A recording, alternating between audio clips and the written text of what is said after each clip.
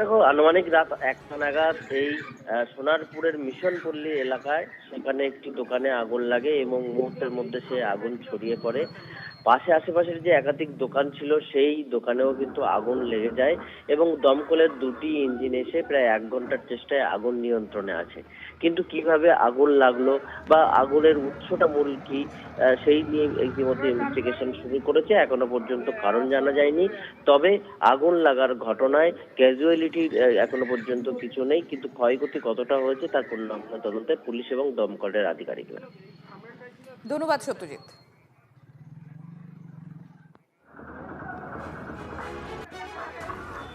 দোকানে আগুন লাগতেই আতঙ্ক ছড়িয়ে পড়ে গভীর রাতে মিশনপল্লীতে। আগুন লাগে দোকানে।